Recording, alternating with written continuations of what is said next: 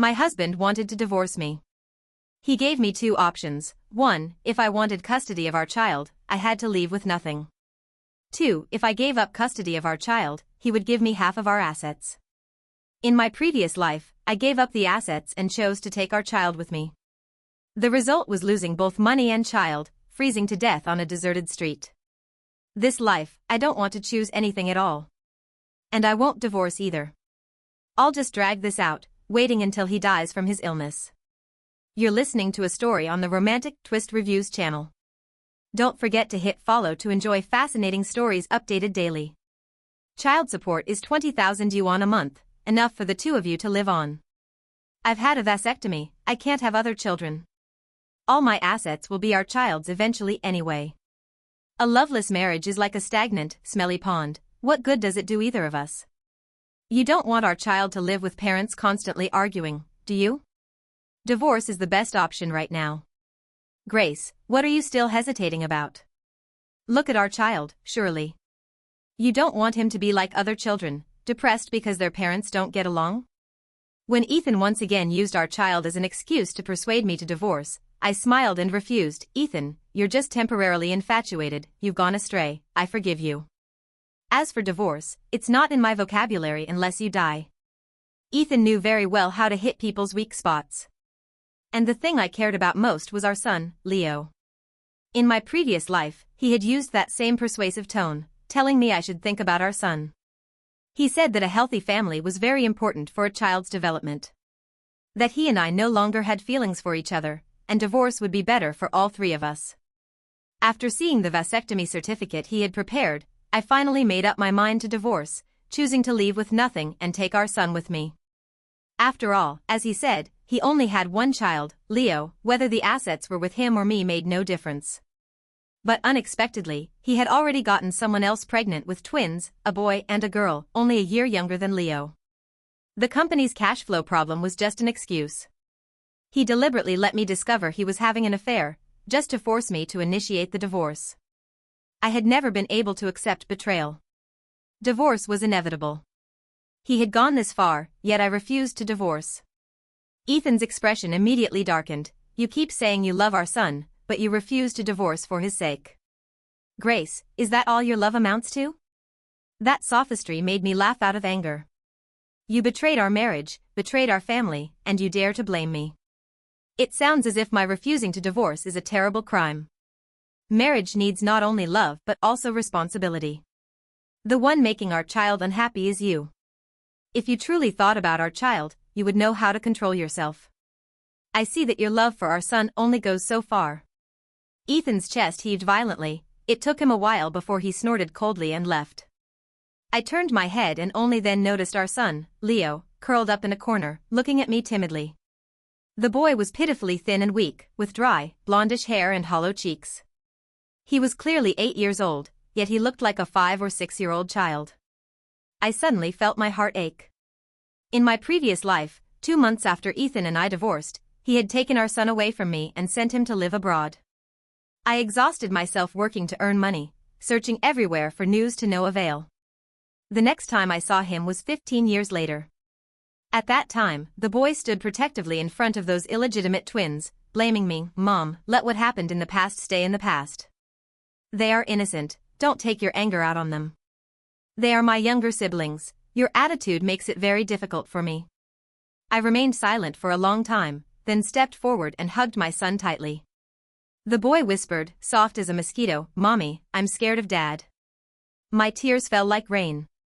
No matter what, I had raised him. In the previous life, I had failed to protect my child. Before he was 5 years old, Leo's health had always been very good. He was extremely healthy, almost never getting sick. But I don't know when his body started to weaken, with minor illnesses every 3 days and major ones every 5 days. The hospital became the place he frequented most, after home and school.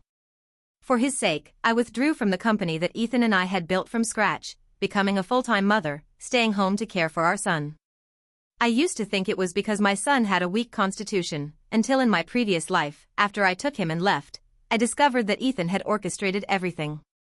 In order to get me out of the company so he could easily manipulate things, he often secretly opened the window in our son's room in the middle of the night, fed him spoiled food, and even pretended to be a ghost to scare him late at night. My son was thus harmed until his body became weak and his personality timid and frail. Harming our son wasn't enough. Before he died, he even sent our son alone to live in a strange foreign country. He brainwashed our son into believing that I had abandoned him for money, causing him to have almost no closeness with me when he grew up. Thinking of that, I was both angry and pained, wishing I could make Ethan drop dead in front of me immediately. Unfortunately, he still had 3 more months before he would die from his illness. This life, I will definitely not let him have his way. He wanted a divorce, wanted me to leave with nothing? Not a chance. With death looming, he would surely find a way to force me to divorce, or secretly transfer assets elsewhere. To avoid trouble, I decided to strike first, to eliminate the root of the problem. After settling our son, I disguised myself and went to the high-end residential complex where Ethan's mistress lived. The apartment she currently lived in was actually one I had invested in and bought several years ago. Ethan had used the excuse that all the apartments were rented out, then secretly moved his mistress in. The 2 of them brazenly carried on right under my nose. I had always devoted myself to caring for our son and hadn't paid attention to managing these investment properties, so I had forgotten that I still owned an apartment there. It wasn't until after the divorce in my previous life that I learned Ethan had moved his mistress in here long ago. Although my heart was filled with anger, I still reminded myself to be patient. Now was not the right time to expose them or kick them out. I loitered around the complex for a few days and quickly befriended some elderly ladies. After a few small gifts, and under my subtle guidance, whenever Ethan took the fraternal twins for a walk in the compound, the old ladies would coincidentally remark that those 2 children looked nothing like him. I also hired a man who bore some resemblance to the twins to frequently appear near where they played, silently caring for them. People are naturally suspicious, rumors grew day by day, and with a mysterious man often secretly approaching the twins, Ethan began to have doubts. That day, while eating at home, he rarely mentioned divorce. Thanks to my patient care and guidance, Leo's condition had visibly improved these past few days. Ethan ate distractedly, clearly not focused. I suppressed my nausea, picked up a piece of meat for him, and said gently, "Look how well-behaved Leo is. For his sake, can't you break it off with that woman outside? Wouldn't it be better for the 3 of us to live peacefully together?" Leo resembled me in 5 parts and Ethan in 5 parts. The twins, however, resembled their biological mother, Sandy, and had no resemblance to Ethan's face. Ethan tilted his head and stared at Leo's face for a long time, his expression gloomy, without saying a word. In his heart, those twins were very important. If not, Ethan wouldn't have racked his brains in the previous life to plan for their future. But I knew, at this moment, he was wavering. Once the seed of doubt was sown, it would take root, sprout in his heart, and then grow into a giant tree capable of destroying everything. The relationship between Ethan and Sandy was already illicit, and they were often apart. Who could guarantee that Sandy only had Ethan in her life?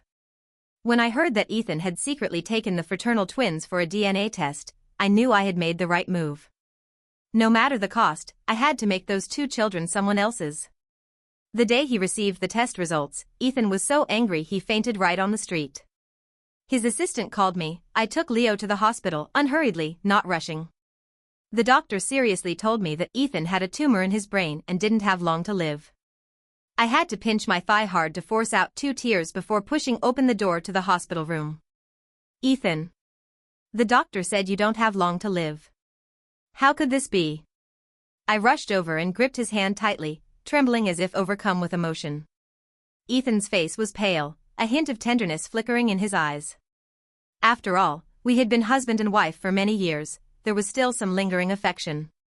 He sat up and, in turn, took my hand. "Wife, I knew long ago I didn't have much time left. It was only because I didn't want you to be heartbroken that I pretended to have someone else, wanting to divorce you. It was so you wouldn't be too sad when I died, all alone and lonely. I'm sorry. I still let you find out the truth." My God. This scoundrel was truly smooth-tongued, a master of sophistry. If I hadn't already known everything, I might have been fooled by him again. Scumbag. I covered my face and sobbed, "Since we are husband and wife, we should share hardships together. What do you take me for? If you're sick, we'll treat it. Leo and I won't abandon you." Mentioning our son, Ethan's eyes filled with guilt. He had wholeheartedly schemed for his 2 illegitimate children, only to discover he was raising counterfeits. He squeezed my hand tighter. This is a terminal illness, there's no cure even abroad. Wife. I don't have much longer to live. Not much longer? Humph. Still more than 2 months to go. I covered my face without saying anything, afraid that if I opened my mouth, I would reveal my hatred. Ethan slumped back onto the hospital bed, looking like a desperate man who had lost all hope. I took advantage of his despair as his hopes crumbled, using the excuse of letting him recuperate to confiscate his phone and computer. Ethan, like someone who had lost the will to live, said weakly, "All right. I'll leave the company matters for you to handle." After a few rounds of chemotherapy, Ethan was able to go home to rest for a while. Just as he reached the door, Sandy unexpectedly appeared with the twins, blocking the gate of our house. Sandy had the look of a delicate and refined beauty, never having to worry about food or clothing, fully provided for, so she looked much younger than her age. She was clearly 30, but looked like a girl in her early 20s. In the early years of starting the business, I worked day and night with Ethan, my body worn out and no longer what it used to be. For the past 3 years, I had been constantly worried about our son, and my face had more wrinkles than my peers. Sandy stood before me, arrogant, without a shred of guilt for destroying someone else's family. She crossed her arms, her voice sarcastic. "Oh, so this is the esteemed wife, huh?" Ethan's expression changed slightly. He snapped coldly, "What nonsense are you talking?" I calmly replied, "Where did this bastard child come from, already claiming relatives the moment she opens her mouth, so uneducated?" "You. Ethan and I have been together for a long time. If you know what's good for you, you should divorce him soon so we can be together legitimately. If you have any self-respect, don't occupy a position that doesn't belong to you." Slap. Ethan used all his strength and slapped Sandy squarely across the face, carrying the anger of having trusted the wrong person. She held her face, looking at him in disbelief. "You hit me? You hit me for this old, faded hag?"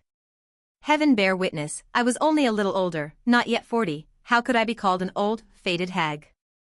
The boy twin, Dylan, who had been raised plump and fair, immediately flew into a rage like an out-of-control piglet upon seeing this, and charged headfirst towards Ethan like a cannonball. "Dad, you're a bad guy." Seeing Dylan's round figure rushing over, I quickly pulled my son aside.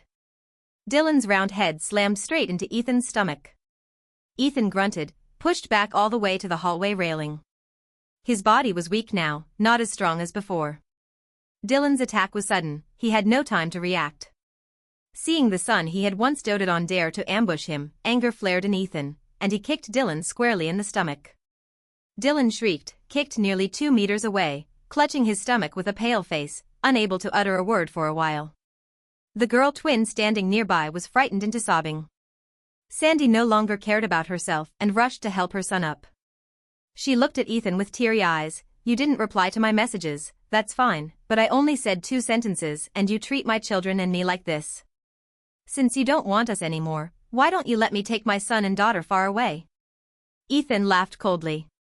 This tactic of retreating 1 step to advance 3, Sandy had used it too many times. Where could she go?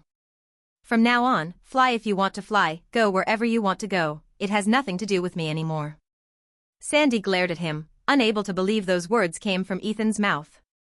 I frowned at Ethan, he immediately avoided my gaze, looked at Dylan who was groaning and clutching his stomach, and said indifferently, "If you want to see him die, then just stand here and keep chatting with me." Sandy's expression changed, she hurriedly led the twins away. After putting down the luggage, I asked probingly, "The boy just now called you dad, he was actually someone you hired to put on a show to trick me, right?" Ethan's expression flickered, he immediately swore up and down, denying it. "It's true that it was an act at first, but I felt sorry for them, mother and children, so I treated them well. The 2 kids didn't have a father growing up, so they just considered me their dad. I saw they were young and couldn't bear to tell them the truth. Who knew that later they would cling to me for money because they saw I had wealth? You really didn't deceive me?"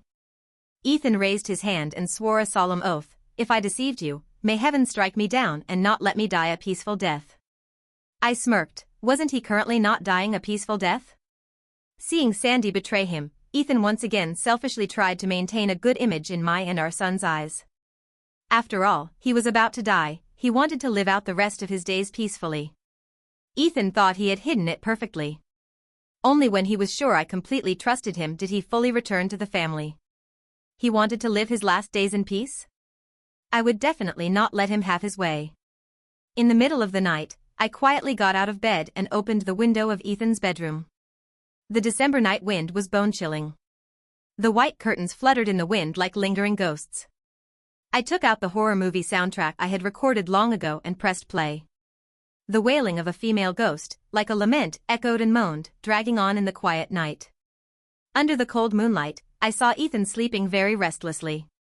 His brow was tightly furrowed, his mouth murmuring incessantly, as if trapped in a nightmare. Just as he began to struggle, about to wake up, I stopped the music and gently closed the window. This went on night after night, and Ethan's mental state plummeted.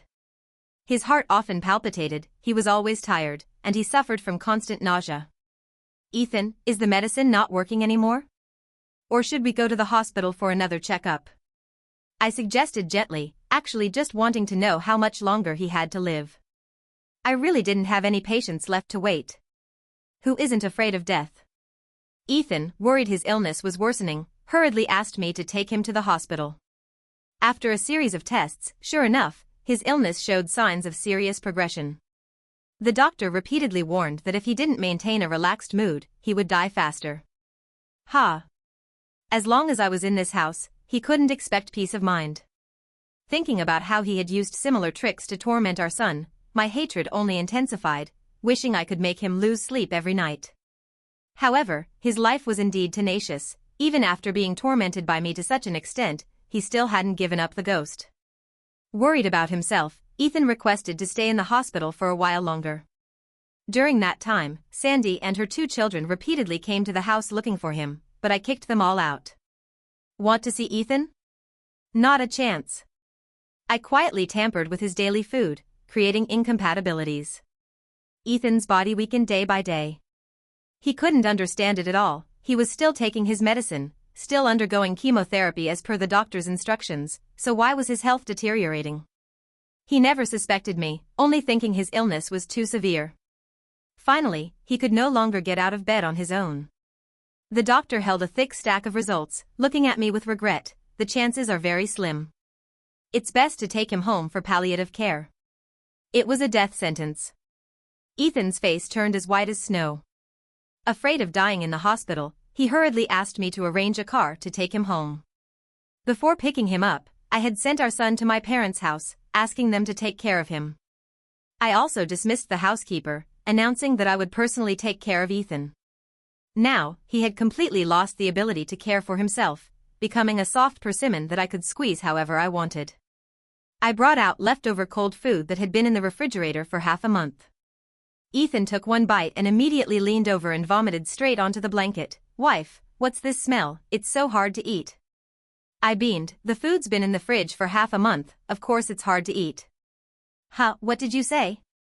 As if my words were an unbelievable fantasy, Ethan froze, staring at me intently. I enunciated each word, repeating the sentence I had just said. His expression immediately changed. I'm a patient, Grace.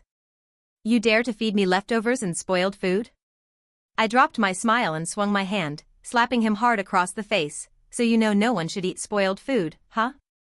Then what about when our son Leo was little, and you, for your own selfish purposes, forced him to eat rotten food for so long? Leo had told me the food was hard to swallow lately, yet Ethan had badmouthed our son, saying he was a picky eater. Children are more sensitive than adults. It's very normal for them not to like certain foods. Plus, with Ethan by my side constantly reassuring me, I didn't suspect anything. As a result, during that time, Leo had constant diarrhea and vomiting, and his appetite plummeted. I searched everywhere but couldn't find the problem. Ethan stood by coldly, watching me worry, watching our son suffer in pain. In just a short time, Leo lost 7 or 8 kilograms, becoming skin and bones, yet he remained heartless and said nothing. Calling him an animal would be an insult to animals. Ethan panicked for a moment. What nonsense are you talking? Leo is my son. How could I treat him like that? I swung my hand again and slapped him a second time. His other cheek immediately swelled and reddened. So you do know Leo is your son? I thought he was your sworn enemy.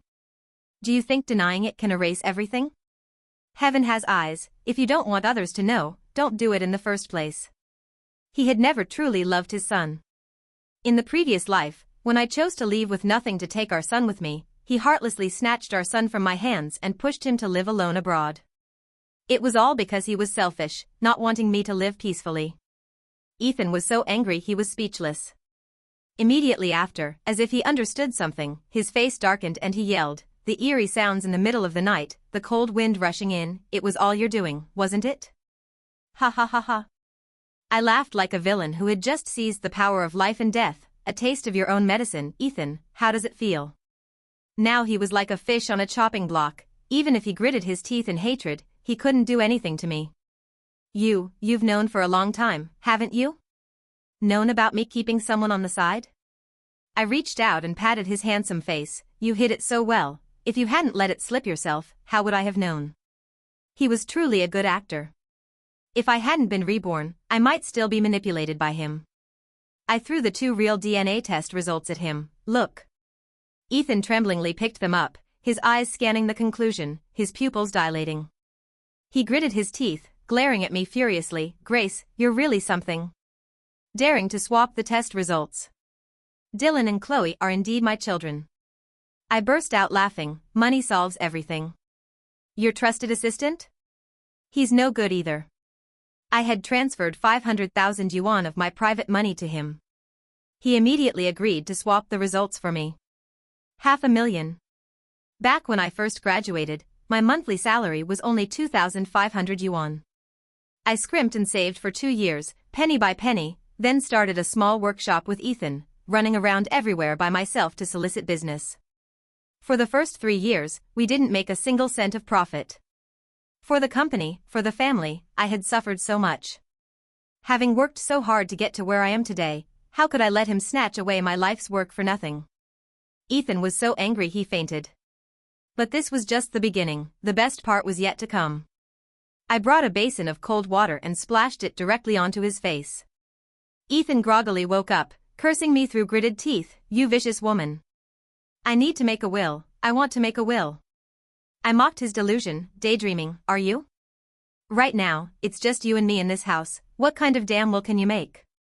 After you die, your share of the assets will naturally belong to me and Leo. I sneered coldly, what? Are you perhaps planning to pull some tricks, transfer all the joint assets to those 2 illegitimate children of yours? Dylan was kicked by you and lost a kidney, now he's hovering between life and death.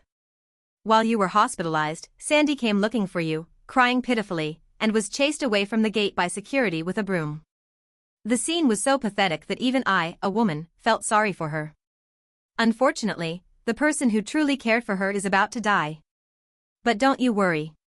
Someone like her, a poisonous vine that clings to men, will just move on to someone else after losing you.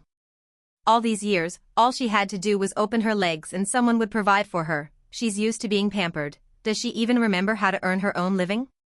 Ethan's eyes widened, his whole body trembling. Afraid he would die of anger on the spot, I quickly shut my mouth. Dying so quickly would be too easy for him. I took out clean clothes, struggled to lift him into the wheelchair, and changed his clothes and bedsheets. A lifetime as husband and wife, how could I bear to let you suffer? Ethan was now like a dead fish, lying still as a stone, letting me arrange things however I pleased without resistance. In the previous life, what Leo and I had endured, this time I would repay in full, not missing a thing. Ethan could be considered strong-willed. Whatever I gave him to eat, even spoiled rice and sour soup, he swallowed without a word of complaint. It saved me the trouble of force-feeding him. However, tormenting someone who doesn't react is indeed a bit boring. His state was beyond my expectations. So close to death and still so obedient, what on earth was he planning? I couldn't be bothered to guess, just lazily counted on my fingers, calculating how many days Ethan had left to live. One night, Ethan, I don't know where he found the strength, crawled on all fours on the floor, trying to sneakily reach his hidden phone. Want to contact the outside world? Call Sandy? Or a lawyer, an assistant? But it was all meaningless. To guard against him, I not only fired the housekeeper but also installed tiny cameras in every nook and cranny of the house. All of Ethan's actions were within my grasp. If he made the slightest unusual move, the surveillance system would alert me immediately. He could only watch helplessly as I pried his fingers open, one by one, and took the phone back from his hand. Desperation finally showed in Ethan's eyes. He abandoned all self-respect, bowing his head and begging me, "Grace, I was wrong to betray this marriage. But Dylan and Chloe are children, they are innocent. They are only 7 years old, and Dylan even had a kidney damaged by my kick. Can you leave them a little money to get by?" Seeing my silence, he continued, "All mistakes are the fault of us adults, let's not drag the children into this, okay? You love Leo so much, surely you can understand a father's heart." Leo? How dare he mention Leo? In the previous life, it was because of him that Leo was harmed both physically and mentally. After the divorce, I only got to raise our son for less than 2 months before he snatched him away and hid him. Our son was already weak and quiet, and so young, yet he was sent abroad to a place where he didn't understand the language, enduring so much hardship. Sandy and her mother approached the boy. On the surface, they were kind, but in reality, they had no good intentions. Later, when the company ran into trouble, it was they who pushed Leo out to be the scapegoat. Sandy and her mother escaped unscathed, continuing to live in luxury. Leo was sentenced to 7 years in prison. After his release, he sought them out for justice, only to be insulted and ridiculed by them. Leo, resentful and unable to control himself, stabbed Dylan to death. Agitated, he ran into the street and was hit by a truck, thrown into the air, and died instantly on the spot. And he dared to say, "Children are innocent?" What was innocent about them? The twins were illegitimate children, their birth itself was a mistake. From the moment they were born, they enjoyed the resources that Ethan and I had built together. They took the love that should have belonged to Leo, and in the previous life, they even snatched away everything my son and I had. Now he wanted me to sympathize from his position? How ridiculous. Dylan and Chloe were the children of a homewrecker. On what grounds could they compare to my Leo? In my previous life, I was forced to leave with nothing, branded as a grieving mother, and worked everywhere to find my son. After Ethan died, I sued Sandy for inheritance. Unfortunately, she had someone behind her scheming, turning Ethan's inheritance into a pile of debt. If I accepted the inheritance, I would have to shoulder a massive debt. I had lived isolated from society for several years, with no connections, no backing. How could I fight her? She even lied to me that Ethan had sold Leo to strangers. I didn't believe it, but I didn't dare not to believe it. I poured all my money into finding my son. I had to skip meals, work 3 jobs at once just to survive. That life of hellish suffering lasted for 15 years, until Leo returned to the country. But tragically, he was still killed by them in the end. After my son died, I lived like a soulless corpse, slipped and fell into a drain. I exhausted all my strength to climb out, just as a bone-chilling snowstorm hit. I froze to death in the middle of the night on a deserted road. Now Ethan wanted to leave money for them to live peacefully? Dream on. Let me tell you, not only will I not leave them a single penny, but every penny you spent on that mother and her children, I will reclaim it all. Ethan still hadn't given up hope, taking out the real paternity test. Dylan and Chloe are my children. I have the test results as proof. Even if we go to court, they have the right to inherit assets. Grace, I don't need them to get half, just enough to live on is fine. I frowned in confirmation. You mean this assessment report? That's right, the results are filed at the hospital. If you dare not leave them assets after I die, they will definitely go to the hospital to clarify everything. At that point, it won't be up to you to decide. I felt like I was hearing a daytime joke and couldn't help but laugh. Ethan's face flushed red. What are you laughing at? I'm laughing at you still trying to trick me. You think I don't know? This kind of relationship identification is just a private assessment. It has no legal validity whatsoever. Only a properly conducted forensic identification is recognized in court. Who knows if that DNA sample belonged to your child, or some random man on the street? Who knows if it was swapped or not? Let me tell you the truth, when you die, I'll take your body straight to be cremated, burned to ashes, not leaving a single strand of hair. Let's see what they'll use to do a test, to claim a father. Ethan's face immediately turned deathly pale, completely drained of blood. If you had treated me better sooner, maybe I would have reconsidered. A glimmer of hope flashed in Ethan's eyes. I continued, my tone airy, unfortunately. I opened his phone, flipped to a recent expense record, a watch worth 188,000 yuan gifted to Sandy. I buy a 500 yuan watch and you accuse me of being wasteful, yet you lavishly gift your mistress items worth hundreds of thousands without batting an eye. Ethan, with this attitude and behavior, how do you expect me to think of you? I unconsciously glanced at my wrist. The simple, transparent watch face reflected a faint light. A dull sense of disappointment welled up inside me. He and I had been married for over 10 years, and this is how he treated me. I had always been frugal. That day was the big 11/11 sale. I took the opportunity to buy this watch while it was discounted. At that time, the house was full of things bought online. Ethan came home from a party, saw me unboxing the watch, and after learning the price, said with a contemptuous tone, all you know is how to spend money. What kind of watch costs 500 yuan? Can't you tell the time on your phone? I retorted once, and he angrily kicked away the pile of boxes blocking his path, glaring at me coldly. He only knew how to scold me for being wasteful, but he didn't know that among all those things, only the watch was mine. The rest were his things, Leo's things, and essential household items. Shopping requires careful selection, price comparison, and hunting for promotions, which consumes a lot of effort and time. People even have to pay for personal shoppers. Or even set up entire procurement departments in large companies. Yet in his eyes, I was just a wasteful woman, not even deserving of a 500 yuan watch. Perhaps recalling old memories, coupled with spending nearly 200,000 yuan on his mistress, Ethan's face suddenly turned ashen. He abandoned all self-respect, struggled to crawl down, and prostrated himself on the floor. Grace. Considering the bond we shared building everything together. Please don't reclaim those things, I beg you. The more he pleaded for them, the more I hated him. That year I had a difficult birth, almost losing my life to deliver Leo. He had been gentle, worried, and had held me comfortingly. If feelings fade, an amicable separation would have been fine. But he, for his selfish desires, betrayed our marriage and even heartlessly harmed our son. Since you were heartless and unrighteous, it's only natural for me to take back what belongs to me.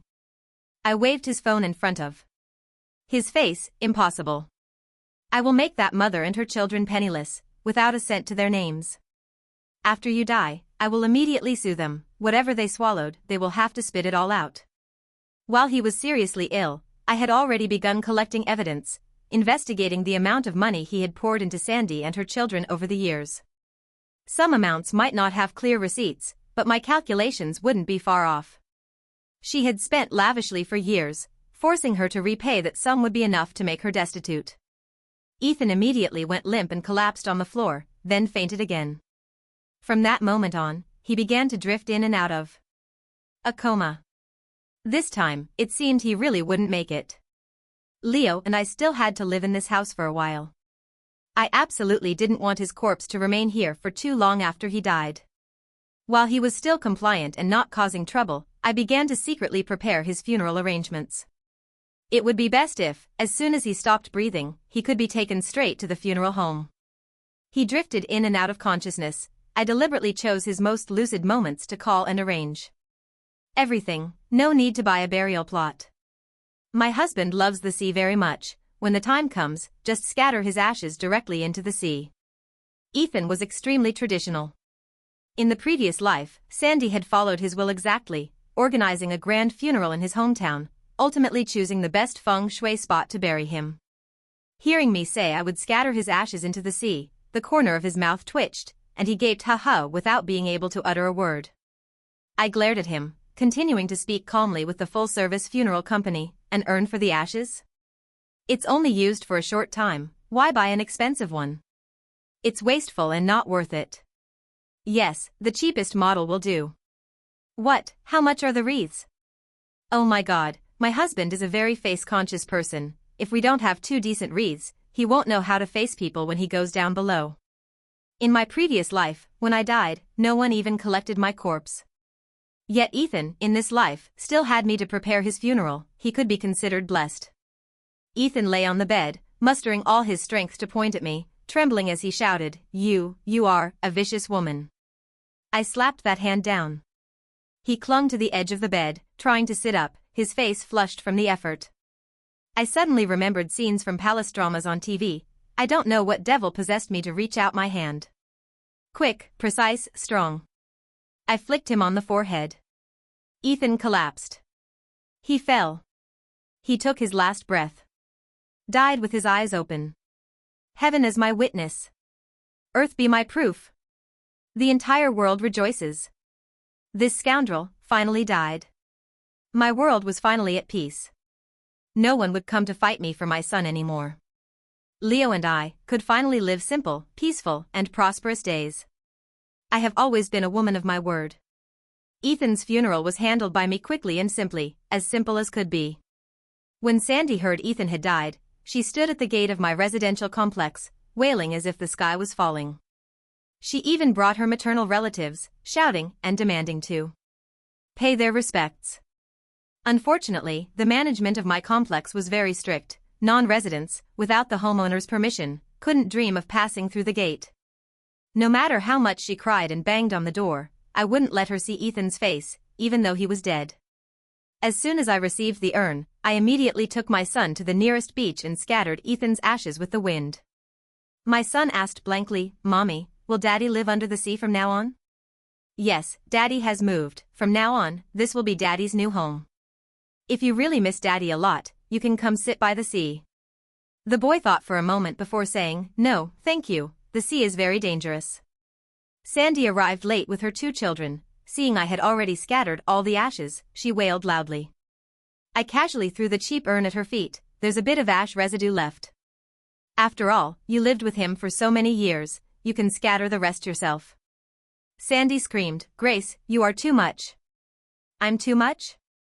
I replied coldly, "You destroyed someone else's family, and that's not too much? It only takes 2 to tango. If it wasn't you, it would have been some other Zhang San San, Wang San San, or Bai San San." Self-correction. The original Vietnamese names here refer to generic other women, not actual characters. I'll keep them as illustrative examples or rephrase slightly to maintain that sense. I replied coldly, "You destroyed someone else's family, and that's not too much? It only takes 2 to tango. If it wasn't you, it would have been some other Tiffany, Brittany, or Courtney. Ethan has met his retribution now, and as for you, it will be soon enough." Perhaps my gaze was too dark. Sandy trembled and took a step back, accidentally stepping on the urn, and with a crack, the urn shattered. A cloud of gray dust flew up, and sand got into my eyes. The moment I rubbed my eyes, Dylan suddenly rushed towards me. "You wretched woman, you killed my father." I squinted and dodged just as the boy lunged. No matter how much I hated Dylan, he was now just a 7-year-old child. I wouldn't lay a hand on a child. Dylan fell flat on his face in the sand. Chloe cried until her eyes were red, running to help her brother. Sandy's maternal relatives were tall and burly, preparing to charge forward.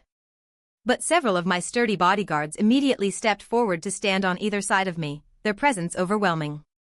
These were all people I had hired beforehand to ensure my and Leo's safety. "Want to get physical? Come on, let's see who's afraid." I wasn't scared at all, but Sandy's relatives were intimidated and hesitated. Dylan was so scared he hid behind his mother, peeking out timidly. I coldly reminded Sandy, "With that temper, and only 1 kidney left, if he messes with the wrong person in the future, he might not even live to adulthood." Sandy's face changed colors as if a whole spice rack had been overturned on it, but she couldn't do anything to me. She left with a threat to sue me in court for the assets, then led her people away. Her nerve was that big, of course, I couldn't let her be too confident. I immediately hired people to take the property deed and evict them on the spot. Sandy never expected me to act so quickly. When the lock was broken, she was still discussing with her family how to get a share of the assets from me. Despite her crying and screaming to stop them, her belongings were all gently and carefully moved out by the people I hired. After all, some of it belonged to me. The neighbors heard the commotion and came out curioso to see. I immediately explained the whole story, publicly revealing Sandy's true identity. The neighbors had a sudden realization. No wonder her husband always had to work overtime and travel for business. Turns out he was someone else's husband. Even though she acted like a proud other woman in front of the legal wife, Sandy still cared about her public image. When the truth was exposed and became a topic of public gossip, her face was a mixture of anger and shame, completely devoid of her former pure and pitiful demeanor. She still tried to save face. Ethan prepared this house for me and my children. I've lived here, so I lived here. Who knew it was registered in your name? It's just a house, everyone has one. If I have to move, I'll move. What's there to make such a big deal about? Oh, just a house? She really had some nerve. I wonder if she'd still speak so lightly when she received the court summons demanding repayment of all the money Ethan had spent on her. She had latched onto Ethan before even graduating, never worked a day in her life. Where would she get a house? It must be said, she was even faster than me. Before I had even gathered enough evidence, she had already taken the initiative to sue for inheritance. Unfortunately, the paternity test report she held had absolutely no legal value and couldn't prove that Dylan and Chloe were Ethan's biological children. She wanted to drag Leo and the twins for a comparative DNA test? Regardless of whether it would work or not, I wouldn't give her any chance. As a result, she lost the lawsuit. Sandy continued to appeal, but still failed. By the time she received the court order demanding the return of assets belonging to my and Ethan's joint marital property, she finally began to panic. My lawyer and I had gone through all bank accounts, electronic expenditures, backed up videos, and compiled a thick list. Dating back 7 to 8 years, the total amount of money with clear evidence that Ethan had spent on Sandy and her children exceeded 30 million yuan. She was accustomed to extravagant spending and had almost no savings. Where would she get the money to pay? The 5 houses Ethan had bought for her, along with 3 commercial properties, were all forcibly seized and transferred to my name. Her jewelry, handbags, luxury goods, and even the cats and dogs in her house were auctioned off to enforce the judgment. Sandy was blacklisted, restricting her from high-level consumption.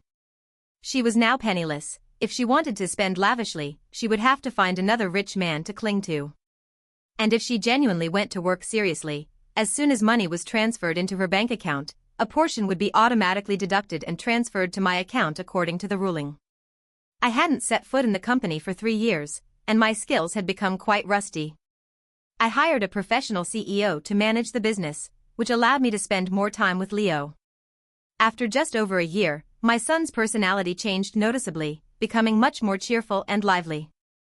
Ethan's death left no negative impact. On the contrary, it helped my son feel more relieved and comfortable.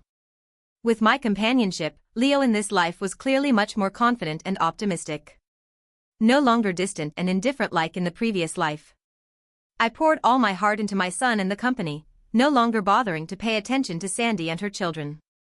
The last time I saw news about them was on a short video platform. Dylan had gotten his girlfriend pregnant and was beaten half to death by her family, damaging his remaining kidney. Sandy went live on stream, tears and snot streaming down her face, calling on everyone to donate money for her son's kidney transplant. But someone immediately exposed her. She had once destroyed someone else's family, then set honey traps, marrying 6 times, divorcing 6 times, and collecting exorbitant dowries. To maintain her position, she even pimped out her own daughter to be the mistress of some rich old men. The whole family was not decent. That person spoke clearly and specifically, like an on-site report, and many people commented below confirming it. Moreover, this incident was originally Dylan's fault, so very few people sympathized. Even fewer were willing to donate money. Curious, I clicked on the hottest comment to take a look. Oh, wasn't that profile picture the same neighbor who had come to gossip years ago? Truly, heaven has eyes. Retribution may be late, but it never misses anyone. In the end, Sandy finally had to taste the bitter fruit. You're listening to a story on the Romantic Twist Reviews channel. Don't forget to hit follow to enjoy fascinating stories updated daily.